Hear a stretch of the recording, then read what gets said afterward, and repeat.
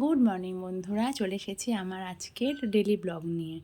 এই দেখো, এটা হচ্ছে একটা টোটকা, সর্দির টোটকা, যেটা আমি বানাচ্ছিলাম আমার মেয়ে ঈশার জন্য। খুব প্রচণ্ড সর্দি করেছে, সর্দিতে কথা বলতে পারছে না, এত ওষুধ খাইয়ে খাইয়ে হচ্ছে না।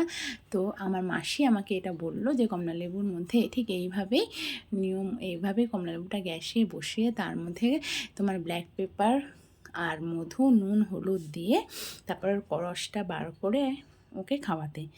তো দেখি করে সব তো ওষুধ খাওয়ানো হয়ে গেল, কমছে না। এইবারে দেখো ঠিক কীভাবে করছি। পোড়ানো কমপ্লিট। এবার এটার ওই ভেতরের অংশটা বার করে নিয়ে ওটারই যেটুকু রস হবে সেটুকুই দেওয়া হয়েছে নুন, হলুদ, ব্ল্যাক পেপার, মধু, ও হ্যাঁ, দারুচিনি গুঁড়ো দেওয়া হয়েছিল। এইবার এটা খাইয়ে দেখি কি হয়, তারপরে চলে যাব রান্না করতে। এই যে চলে এসেছি।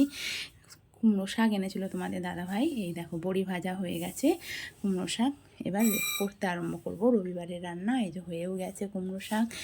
আরও কী করেছি দেখতে থাকো। কুমড়ো শাকের লোকটা দেখালাম তোমাদের, অনেক দিন পরে বানালাম, আনা হয় না সচরাচর। এছাড়াও হয়েছিল শুক্তো, দেখেছো, বড়ি দিয়ে ডাঁটা দিয়ে শুক্তো। এছাড়াও হয়েছিল চাটনি টমেটো খেজুরের।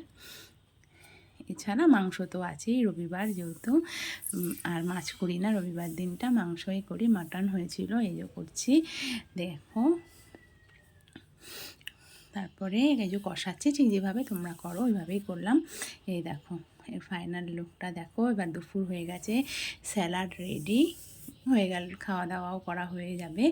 এবারে চলে এসেছি সন্ধ্যাবেলায়। দেখো সর্দির সাথে সাথে ওর চোখেও একটু ব্যথা ছিল, তাই ওকে ডক্টরের কাছে নিয়ে যাচ্ছিলাম। চোখ দিয়ে জল পড়ছিল। তারপর এই যে চলে এলাম রাতের খাবার খেয়ে শুয়ে পড়ার সময়।